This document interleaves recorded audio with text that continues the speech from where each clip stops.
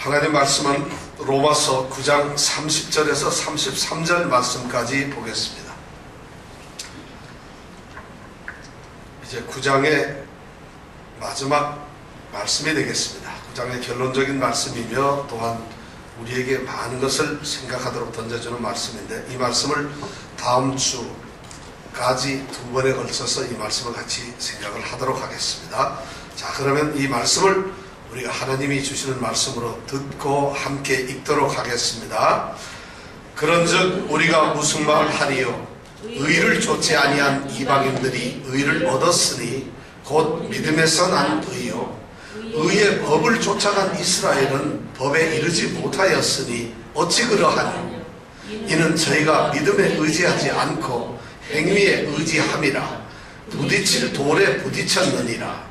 기록된 바 보라, 내가 부딪히는 돌과 거치는 반석을 시온에 두노니 저를 믿는 자는 부끄러움을 당치 아니하리라 함과 같으니라. 아멘.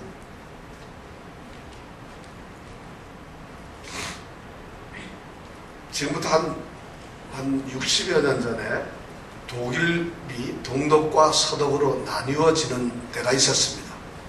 그래서 동독과 서독이 나누어지면서 우리가 잘 아는 대로 베를린 장벽이라고 하는 것이 생겼습니다. 그래서 동독에 있는 사람들이 서독으로 갈 수도 없고 서독에 있는 사람들이 동쪽으로 갈 수도 없는 그런 일이 있었습니다. 동독은 소위 말하는 공산주의 체제하에 들어갔었고 서독은 자유주의 자본주의 체제하에 있었습니다. 그렇게 나누어지는 때에, 좀 나누어지기 전에 동독에서 서독으로 넘어간 사람들이 거의 270만이 넘는 사람들이 자유를 찾아서 그들의 재산을 향유하기 위해서, 그리고 그들이 좋은 삶을 살기 위해서 동독에서 서독으로 넘어갔습니다. 그러던 그때에 바로 1954년도에 어떤 한 분이 살았는데 오히려 서독에서 서독을 버리고 떠나서 동독으로 옮겨간 사람들이 있었다는 것입니다. 어떤 한 가족이, 정말 함부르크에서 살고 있던 어떤 한 가족이 서독을 떠나서 오히려 남들이 버리고 남들이 포기하고 살지 않으려고 하는 그 동독 땅으로 간 사람이, 그 가정이 있었다는 것이죠. 그 사람이 누구냐면 호르스트 카스터너라고 하는 목사님이었어요. 호르스트 카스터너라고 하는 목사님은 함부르크에서 아주 그럴듯하게 잘 목회를 하고 계시던 좋은 목사님이었습니다. 그리고 신망도 있었고 본인 스스로 목회에 어느 정도 좀 우습지만 성공을 했던 그런 목사님이었는데, 그 목사님이 이제 딸을 낳았는데, 이제 딸을 낳고 겨우 6주가 된, 6 weeks밖에 안 된 이 6주 된 딸을 데리고 손을 잡고, 그리고 가족을 데리고 서독을 떠납니다. 남들이 싫다고 떠나는 그 동독으로 갑니다. 남들이 좋다고 온 그 서독을 떠납니다. 남들이 보기엔 어리석고 좀 무리하고 이상한 행동처럼 보입니다. 사실 어떻게 보면은 이해가 되지 않은 그런 행동입니다. 왜 이 카스너 목사님은 그랬을까요? 동독이 이제 공산주의가 지배를 한다고 하니까 거기는 신앙을 찾는 사람들은 있는데 목회자들이 전부 서쪽으로 오니까 목사님들이 없어요. 부족해요, 절대적으로. 그러니까 이 카스너 목사님은 동독에 있는 예수를 믿는 사람들, 예수를 믿고 그래도 구원을 얻으려고 하는 그 사람들이 있는데 그들을 누가 돌볼 것이냐는 것입니다.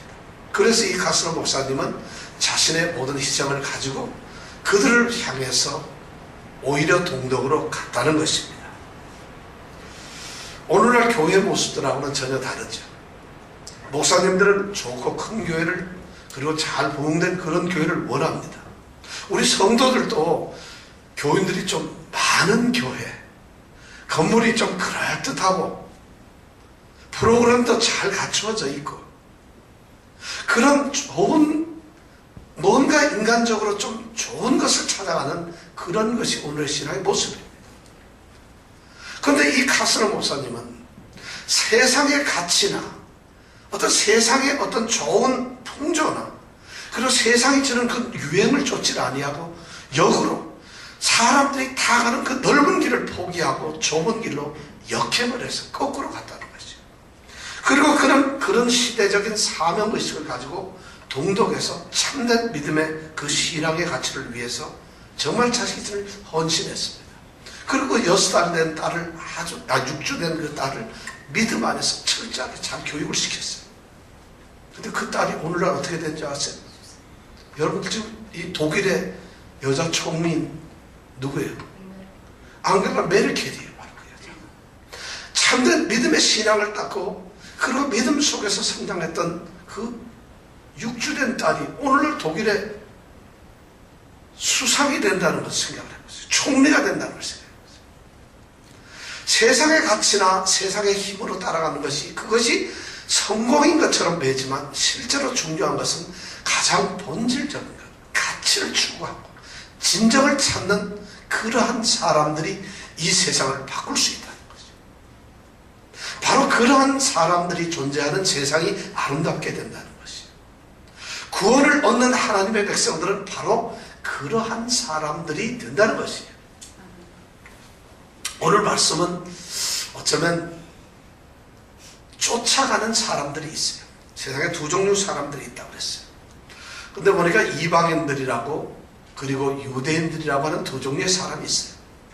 우리는 지난주에 9장 24절에서 그릇이 두 종류의 그릇이 있는데 하나는 진노의 대상이 되는 진노의 그릇이 있고 하나는 하나님의 특별한 사랑을 받는 긍휼의 그릇이 있다고 그랬어요. 이 긍휼의 그릇은 다름 아닌 구원을 받은 우리를 말하는 것이라고 그렇게 얘기했어요. 그래서 긍휼의 그릇인 구원을 받는 우리는 유대인 중에서 그리고 이방인 중에서 하나님의 부르심을 입은 사람들이라고 말씀을 드렸습니다. 특별히 호세아서를 통해서 이방인들이 도저히 구원을 받을 수 없는데 내 백성이 아니라고 한 자들, 사랑치 아니한 자들이라고 하는 그들을 하나님께서는 내 백성이라고 불러주시고 사랑하는 자라고 불러주셨습니다. 너희는 내 백성이 아니라고 한 바로 그 자리에서 그들은 살아계신 하나님의 아들이 되었다고, 아들로 부름을 받았다고 이렇게 말씀을 했습니다. 또한 이스라엘은 그들 중에서 이스라엘 백성들이 이사야의 말을 통해서 이스라엘 백성들이 바다의 모래처럼 그렇게 많지만은 그 중에서 다 구원을 받는 것이 아니라 오직 남은 자만이 구원을 받는다고 했습니다. 그래서 교회를 구성하고 하나님의 거룩한 나라에 소속된 백성들은 처절하게 배척당했던 이방인들이고 그리고 하나님의 백성으로 자처하고 살았던 이스라엘 중에서 겨우 씨로 남겨진 남은 자들만 하나님 나라의 백성이라는 말씀을 우리가 들었습니다. 자, 이런 구원적인 결론적인 이야기를 하면서 바울 사도는 오늘 말씀에서 그 말에 대한 분명한 것을 선언을 합니다. 왜 그렇게 되었는가를 설명을 합니다. 오늘 말씀을 우리가 보면은 두 가지 중요한 관점에서 이 말씀을 우리가 볼 수가 있겠습니다. 첫째는 이방인과 이스라엘이 어떻게 이러한 상황에 떨어지게 되었는가요? 이방인들은 구원을 얻고 이방인들은 구원을 얻어서 하나님의 자녀들이 되었고 이스라엘은 구원을 얻지 못하고 버려졌다는 이런 상황이 되었다는 것이고요. 또 하나는 왜 그런 결과를 가져오게 되었는가? 도대체 무엇 때문에 이방인들은 구원을 얻고 이스라엘은 구원을 얻지 못하게 되었는가 하는 그러한 문제를 오늘 말씀이 우리에게 던져지고 있습니다. 이 말씀을 우리가 생각하면서 오늘 우리 신앙의 모습을 우리가 한번 점검해 볼 필요가 있습니다. 우리는 과연 구원을 얻는 존재가 될 수 있을까? 아니, 구원을 얻는 사람이라면 우리는 어떻게 해서 구원을 얻게 되었는지, 또 구원을 만약 얻는 존재가 혹시 아니라고 한다면 무엇이 우리를 그렇게 만들어가는지 하는 문제를 오늘 말씀을 통해서 우리가 생각을 해보려고 합니다. 교회에 있는 사람들은 바로 하나님의 구원을 얻은 사람들이라는 이런 말씀이죠. 자, 그러면은 오늘 말씀을 통해서 우리가 한번 생각을 해봅시다. 구원 문제에 있어서 이 구원이라고 하는 것에 있어서 이방인들과 이스라엘의 운명은 어떻게 되었느냐? 바울 사도는 그 말씀을 오늘 하고 있습니다.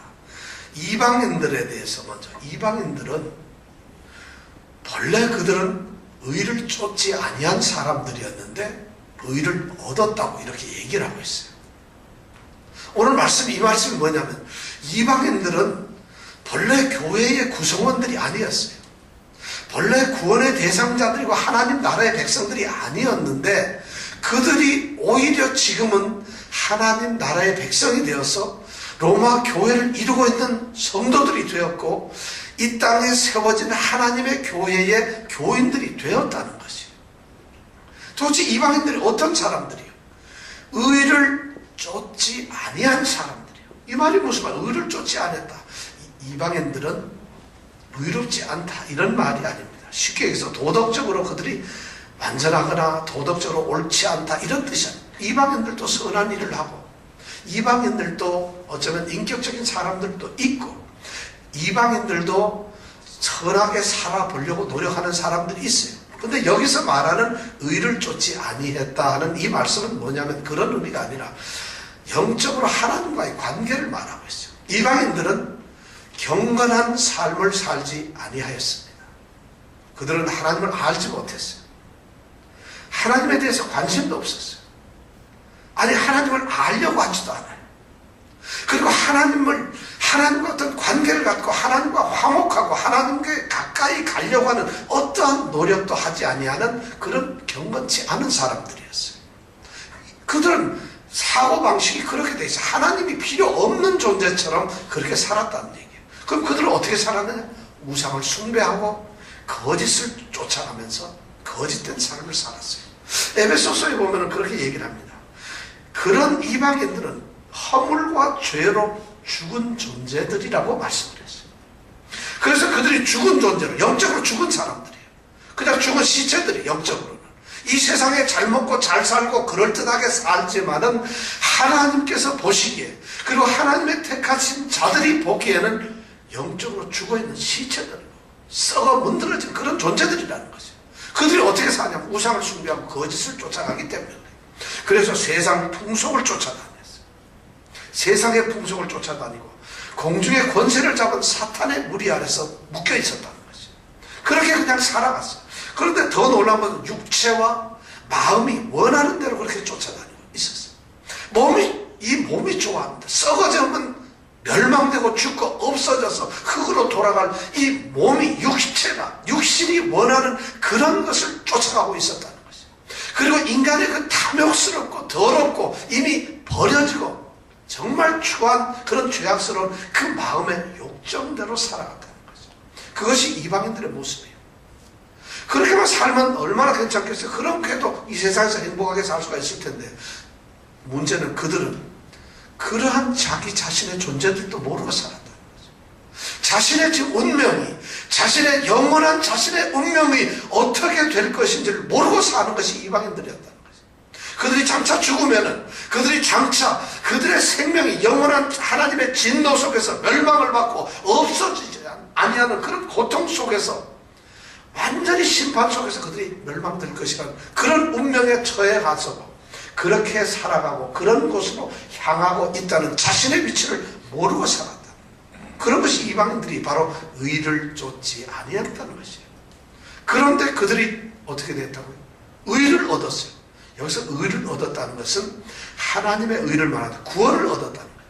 도저히 경건치도 아니하고 우방을 섬기면서 거짓을 쫓아다니고 지멋대로 세상의 욕심과 소위 이 세상 가치를 쫓으면서 그렇게 살았던 사람들이 그래서 그렇게 멸망받을 수밖에 없고 그 자신조차도 모르던 그런 사람들이 구원을 얻었다는 것이죠. 의를 쫓지 않은 이방인들이 구원을 얻었다는 것이죠. 그런데 이스라엘은 어떻게 되었을까요? 이스라엘은 오늘 31절에 보니까 의의 법을 쫓았어요. 의롭게 할 수 있는 율법을 쫓았다는 것이에요. 그런데 그 법에 이르지를 못했어요. 구원을 받지 못했다는 것이에요. 이스라엘은 왜 그런 문제가 또 생겼어요? 이스라엘을 보세요. 의의 법을 쫓았다는 이 말씀이 여러분 이스라엘은 모세의 율법을 지킴으로써 그들은 구원을 얻을 거라고 생각을 했다는 것이죠. 그들은 스스로 이런 자부심을 가지고 있었어요. 하나님께서 우리에게 율법을 주셨다. 그래서 우리는 율법을 지금 가지고 있다. 그리고 우리는 하나님이 원하시는 율법의 뜻을, 율법에 말하고 있는 하나님의 뜻이 무엇인가, 율법에 대한 우리는 지식을 가지고 있다. 그렇기 때문에 우리는 하나님이 주신 율법을 가지고 있기 때문에 우리는 그런 존재, 율법이 있는 사람들이니까 우리는 의롭게 되었다고 이렇게 생각을 했다는 것입니다. 그래서 그들 생각하기는, 그래, 율법을 잘 지키고 율법대로만 살아간다면 우리는 반드시 구원을 얻는다. 이런 확신을 가지고 율법을 지키는 데 애를 썼습니다. 그래서 율법을 온전히 지키려고 하나님께서 이 주셨던 그들은 모세의 율법, 이 법을 지키기 위해서 그렇게 열심히 살았어요. 노력했어요. 그리고 그렇게 함으로써 하나님과 자기 자신들과의 관계가 바르게 세워질 줄 알았어요. 그렇게 해서 그들은, 정말 유대인들은, 정말 이스라엘 사람들은 율법만을 생각했어요. 율법 자체가 그들에게는 가장 세상을 쫓았던 게 아니에요. 세상의 어떤 혼란이나 세상의 가치를 쫓아가면서 그것을 추구했던 것이 아니라 율법이 명하는 대로 살아가려고 자신을 학대하면서 고통스러워하면서도 그것을 끝까지 쫓아갔다는 거죠. 그렇게 쫓아갔는데 그들이 구원을 얻지 못했어요. 법에 이르지 못했다. 오늘 이 말씀이 바로 바울 사도가 지금 선언을 하고 있는 말이에요. 이방인은 의를 쫓지 않았는데 의를 얻었고, 이스라엘은 의의 법을 쫓아갔는데 법에 이르지 못했다는 것이 오늘 30절 31절의 말씀이에요. 도대체 구원에 있어서 왜 이런 결과가 나타났을까요? 어떻게 해서 이방인들과 이스라엘에게 이런 운명이 나타나게 되었을까요? 이들이 운명이 이렇게 달라지게 되었던 것, 전혀 180도로 완전한 반전이 이루어지게 된 이유가 무엇이겠어요? 이것을 오늘 말씀을 하고 있어요. 왜 그렇게 되었을까요? 하나님에 대해서 전혀 알지도 못했던 존재들, 하나님하고 친밀하지도 않고 가깝지도 않고 하나님 없는 존재들이, 그래서 하나님을 도대체 알려고 하지도 않고 세상 멋대로 살아가던 그 존재들이 지금은 하나님 안에 들어와 있어요. 하나님 나라의 백성이 되어 있고 하나님 교회의 귀한 교회 구성원들이 되어 있다는 것이에요. 그런데 거꾸로 하나님 나라의 백성이라고 스스로 자부심을 가지고 있었어요. 그리고 이제 하나님 관계 속에서 우리는 정말 바르게 살고 있다고 생각하면서 하나님의 말씀을 잘 지켜왔던 그런 사람들은 지금 하나님 나라에서 쫓겨가고 구원이 없어요. 어떻게 그렇게 될 수가 있나? 왜 그렇게 됐나? 예수 잘 믿고 예수 교회 잘 다니는데 구원을 얻지 못해요. 왜 그렇게 되었느냐?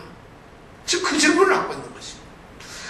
그들 스스로한테 이방인들, 저들은 이교도들이다, 저들은 심지어 개들과 같은 존재라는 이런 말을 들어가면서 비천하고 천박하게 죄악스럽게 그렇게 살아갔던 바로 이방인들이 도저히 그들의 삶의 자리를 보면은 하나님이 있을 수가 없고 하나님과 관계가 될 수가 없는 그런 존재들이 지금은 버젓이 하나님의 나라에서 하나님의 자녀로서 축복을 누리면서 살고 있는데, 그런데 하나님의 나라의 백성이는, 그리고 정말 하나님의 말씀과 은혜와 축복 속에서 전통과 역사와 하나님의 축복의 그 엄청난 것을 받고 있는 자들이 오히려 지금은 절망적인 상태에서 도저히 하나님과 같이 못하고 있다는 거죠.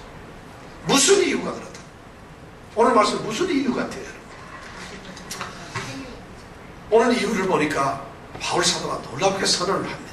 이방인들은 딱 한마디, 믿었기 때문이라는 것입니다. 이방인들은 믿었기 때문이라는 것입니다. 이방인들은 믿었습니다. 예수 그리스도를 구주로 믿었습니다. 예수 그리스도가 바로 우리의 구원의 길이라는 것을 믿었습니다. 예수 그리스도가 하나님께서 우리에게 주신 유일한 구원의 방법이라는 것을 그들은 받아들였다는 거죠. 예수를 믿었다는 거죠. 이것이 바로 그들을 그렇게 만들었다. 이 말을 다르게 말을 하면 믿음에서 난 의라는 것이죠. 믿음에 의해서 이루어진 구원이다, 이런 말이에요. 믿음을 통해서 믿었기 때문에 얻어진, 믿음에 의해서만 우리에게 주어졌던 바로 그 구원이라는 이런 말이에요. 죄악생활 속에서 비참하게 소망 없이 살던 그들이 그리스도 예수 안에 있는 이것이 구원의 길이다, 이 예수를 믿어야 된다는 그 복음의 소리를 듣고 그들은 간절해졌어요. 아, 그렇구나. 그들의 삶이 비록 초라하고 죄악스러웠고 비참했지만은 예수를 통한 구원의 복음이 제시되었을 때, 그들에게 던져졌을 때 그들은 충격을 받았어요. 그리고 그것을 받아들였어요. 그리고 그들이 그것을 믿었다는 것이죠. 그래서 구원을 얻었다는 것이죠. 사도행전 13장에 보면 바울 사도가 이제 안디옥 교회로부터 선교사로 파송을 받고 세계 선교를 나갑니다. 그래서 첫 번째 갔던 것이 바로 이 소아시아 지방인데 비시디아 안디옥이라고 하는 곳에서 복음을 전합니다. 근데 거기에 13장에 이제 그런 내용들이 나오는데 13장 48절에 보면은 바울 사도가 비시디아 안디옥에 있는 회당에 가서 안식일날 복음을 전하는 이러한 장면이 나옵니다. 그러면서 복음을 전하고 난 다음에 그 복음을 전한 결과에 대한 이야기를 13장 48절에 이렇게 기록하고 있습니다. 이방인들이 예수 그리스도의 복음을 듣고 기뻐했다. 그 다음에 그들은 그 복음을 듣고 하나님의 말씀을 찬송했다. 여러분 이 말씀을 잘 듣세요. 하나님의 말씀을 찬송했다. 우리 찬양은 바로 하나님의 말씀을 찬양하는 것이에요. 하나님의 말씀을 찬송했다는 거죠. 우리의 감정을 이런 게 아니라 이방인들이 하나님의 말씀을 듣고 기뻐했고 그 하나님의 말씀을 찬송했어요. 그러니까 결국 결과가 어떻게 됐느냐, 우리가 잘 아는 중요한 말이 나오죠. 영생을 주시기로 작정된 자는 다 믿더라. 이 말을 기록하고 있어요. 하나님이 영생을 주시기로, 하나님이 구원을 하시기로, 영원한 생명의 삶으로 이끌고 하나님의 자녀로 선택을 해서 나중에 영원한 구원을 보장받고 구원을 확실하게 주기로 한 그 사람들은 다 믿더라는 것이에요. 이것이 바로 기록한 말이에요. 이방인들은 그렇게 예수를 믿음으로 말미암아 믿음에서 난 구원을 갖게 되었다는 것이에요. 그런데 이스라엘은 왜 구원에 이르지 못했을까요? 그런 사람들이 왜 이 구원에 이르지 못했을까요? 그들의 잘못은 오늘 31절에 보니까 믿음에 의지하지 않고 어디에? 행위에 의지하여. 믿음에 의지하지 않고 행위에 의지하였다는 것이에요.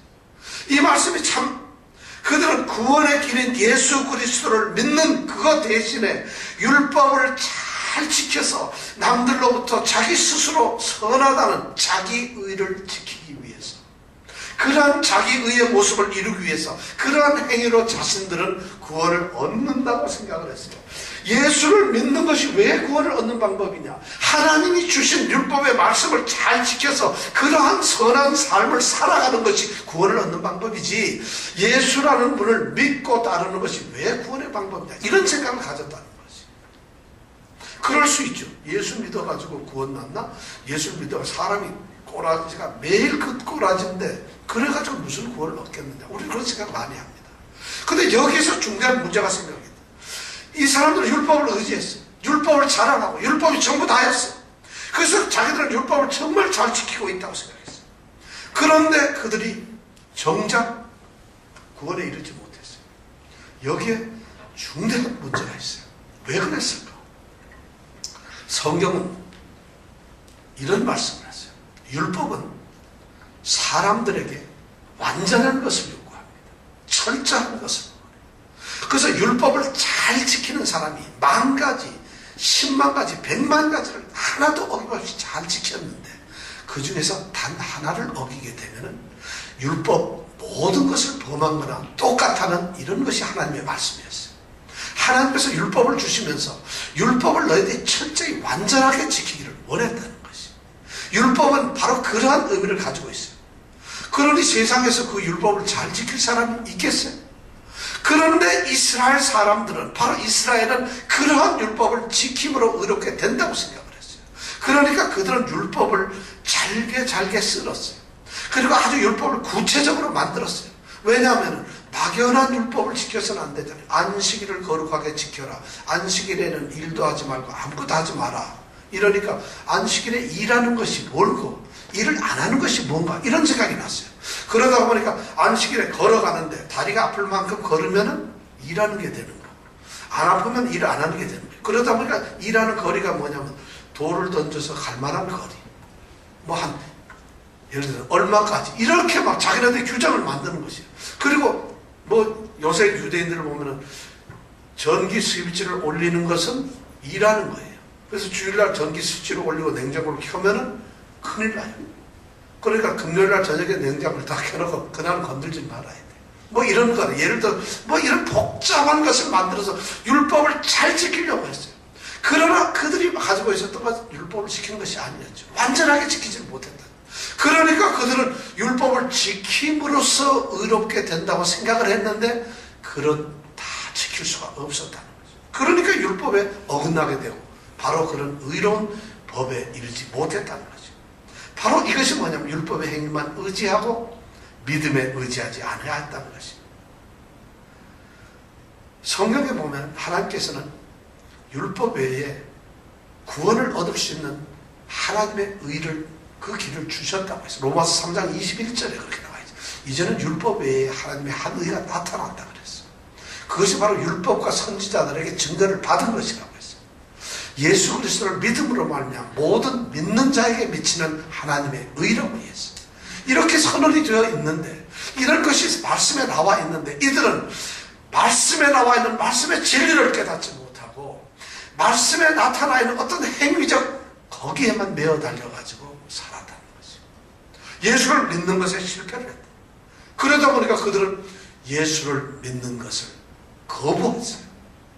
유대인들이 예수님께서 이 땅에 오셨을 때 그리스도 그분께서 그가 자기 땅에 왔어요. 그런데 자기 백성들이 그를 거부했어요. 참빛이 세상에 왔으니 어둠이 그 참빛을 거부를 했어요. 이것이 바로 그들의 결정적인 잘못이었다. 바로 비시디아 안디옥에서 복음을 전했던 바울 사도가 사도행전 13장에서 아까 48절에 그런 말씀을 했죠. 이방인들에 대한 영생 주기로 작정된 자들. 그런데 바로 13장 46절에 보면 똑같은 또 다른 말이 나옵니다. 거기에는 어떻게 나와 있느냐. 바울 사도는 비시디아 안디옥 회당에서 안식일날 하나님의 복음을 전했어요. 예수 그리스도를 전했다는 얘기죠. 그런데 바울 사도 46절에 보면 13장 46절에 보면 사도행전에 하나님의 말씀을 마땅히 유대인들에게 먼저 전해야 된다고 바울 사도는 생각을 했어요. 그래서 안식일날 유대인들에게 예수 그리스도에 관한 복음을 먼저 전했어요. 그런데 그 다음 단어를 보면 그들은 버렸다 그랬어요. 그 이스라엘 백성들은 하나님의 말씀이 선포될 때 그들은 거절해버렸어요. 그것을 거부를 했어요.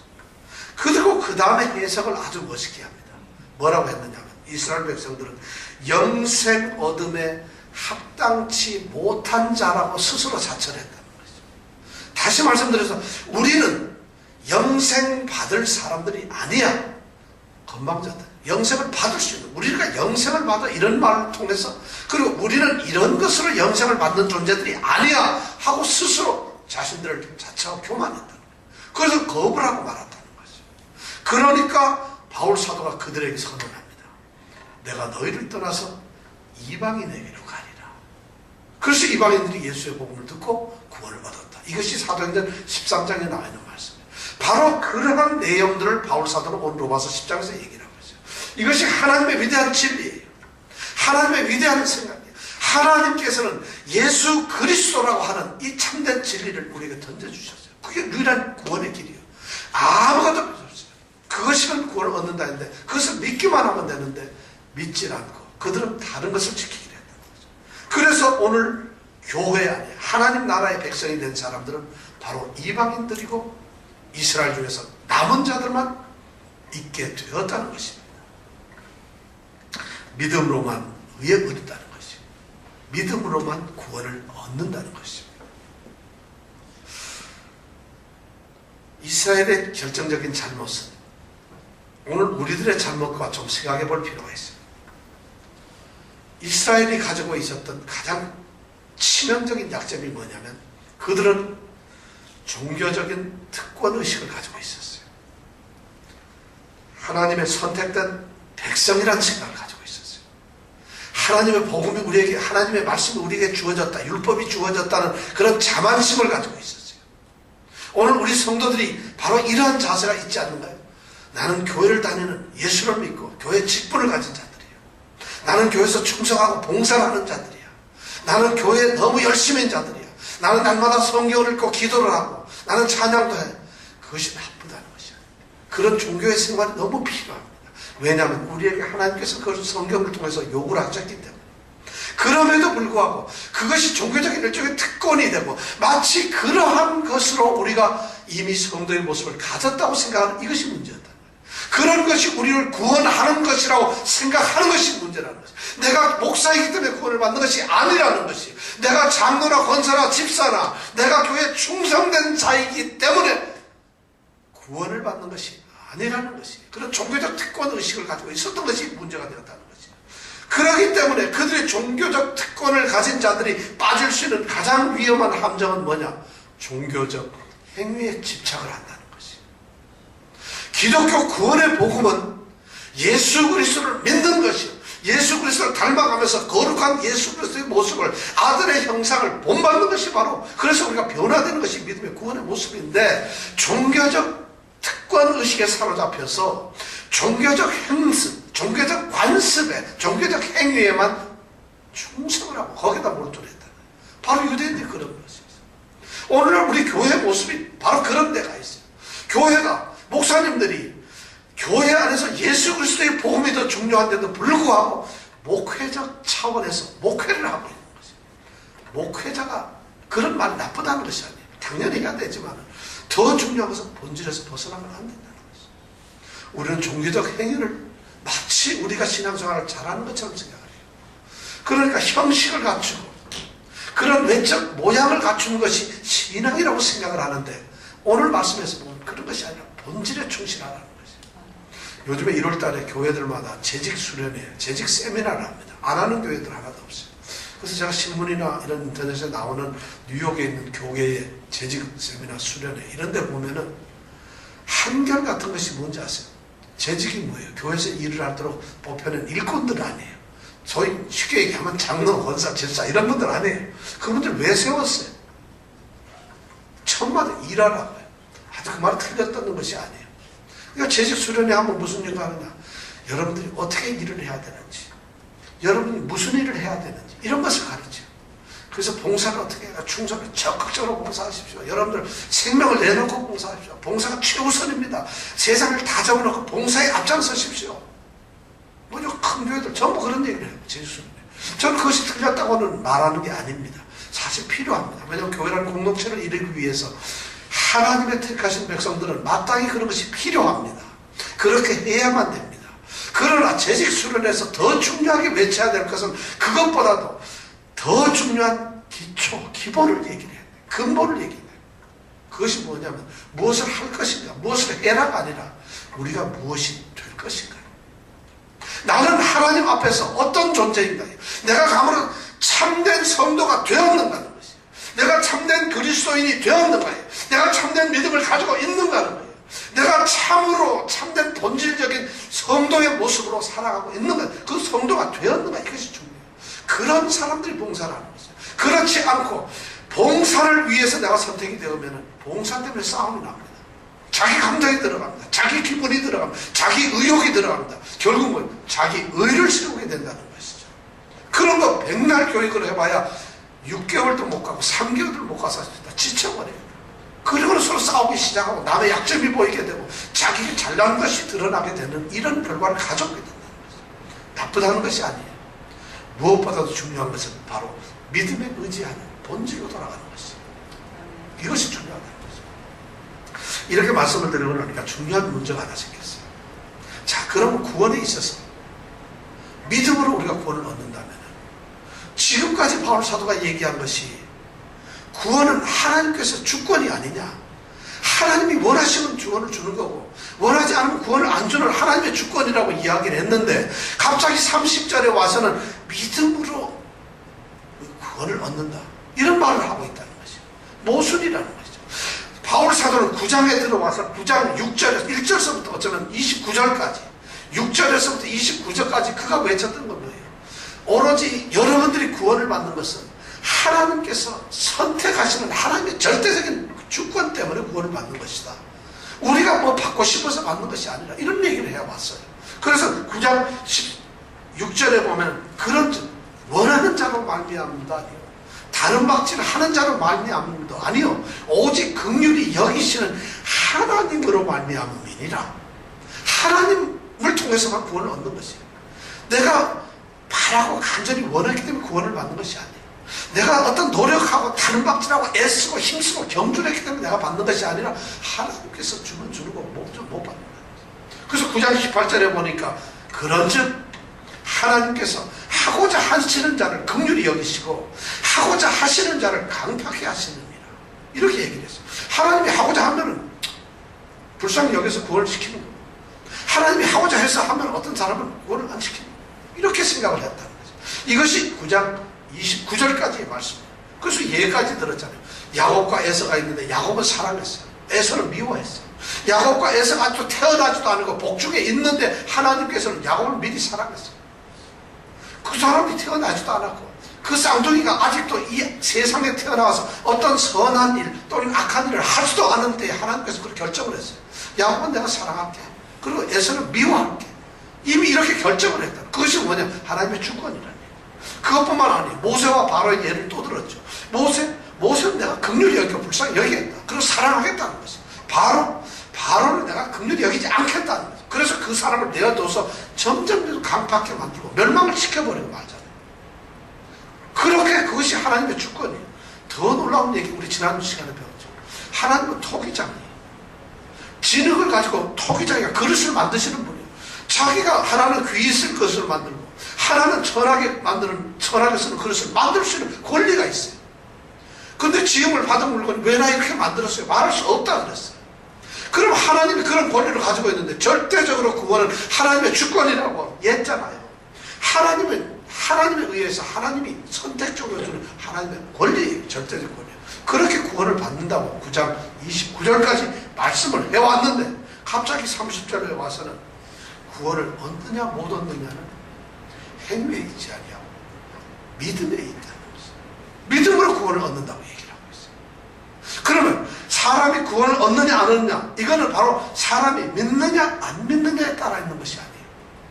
근데 여러분들 구원을 얻으려면 믿어야 돼요, 안 믿어야 돼요?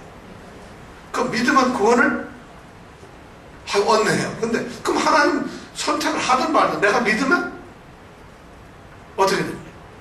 대답을 해보세요. 구원을 얻어요? 여기에서 바로 문제가 생겼다는 거예요. 그러니까 신학자들이나 많은 분들이, 상당수 분들이나 어떤 분들은 여기에서 드디어 바울 조금 정신이 이상한 사람이에요. 바울이 뭐 말을 잘못했거나 자기가 착각을 했다는 거죠. 그리고 이거는 바울이 지금 혼돈스러워서 엉뚱한 소리를 했다. 이것이 지금 굉장히 심각한 문제라고, 뭔가 모순이라고 이렇게 얘기를 한다는 거죠. 그러나 우리가 이 말씀을 가만히 보면 여기 숨어있는 하나님의 놀라운 신비를 우리가 깨달을 수가 있다는 것이에요. 절대 그렇지가 않다는 것이에요. 여러분, 구원이 하나님의 주권이에요? 아니면 인간의 책임이에요? 구원은 하나님의 절대적 주권에 의해서 오는 것입니까? 아니면 우리 인간이 책임, 다시 말해서 우리의 믿음을 통해서 오는 겁니까? 어느 걸로 오겠어요? 네? 제가 오늘 말씀을 드렸는데 어느 걸로 오겠어요? 분명히 말씀드리겠습니다. 대답은 제가 분명히 말씀드리면, 물론 구원은 하나님의 주권으로 가는 겁니다. 이것이 대전제예요. 무조건 주권은 하나님이 있어요. 구원은 하나님의 주권이에요. 그런데 성경은 그 하나님의 주권 못지않게 우리 인간의 책임을 이야기하고 있다는 거죠. 인간의 책임이 똑같이 필요함을 이야기하고 있다는 것이죠. 이 말씀을 오해하지 마십시오. 참으로 우리가 오해를 하지 말아요. 9장 6절에서부터 29절까지 하나님의 주권에 의해서 구원이 주어진다는 이 말씀.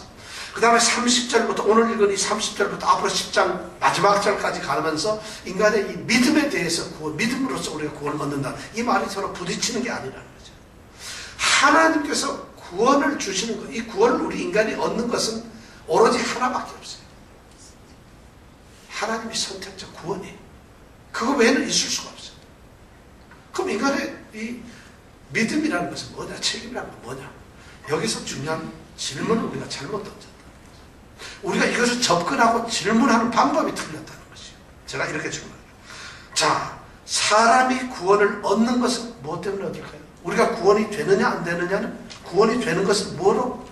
하나님의 선택적 그런 주권이라는 거예요. 우리가 구원을 얻는 것은 바로 그런 것이에요. 그런데 그 다음 질문이 중요해요. 그럼 구원을 얻지 못하는 것은 무엇이냐? 왜 구원을 얻지 못하느냐? 이것은 하나님의 선택이 없었기 때문에 구원을 받지 않는 것이 아니라, 우리가 하나님의 그 구원의 길을 따르지 않고 우리 인간의 책임을 지키지 않았기 때문에, 우리가 믿지 않았기 때문에 구원을 받지 못한다는 것이에요. 그럼 구원을 얻는 것은 하나님의 주권이지만, 구원을 받지 못하는 것은 하나님이 안 선택했기 때문에 내가 구원을 못 받는 것이 아니라, 내가 하나님의 그 구원의 길을 따르지 않았기 때문에 여기서 인간의 책임이 따른다는 것이에요.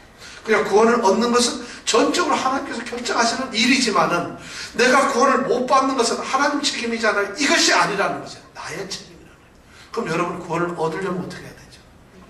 믿어야 돼요. 그래서 인간의 책임이 필요하다는 것이에요.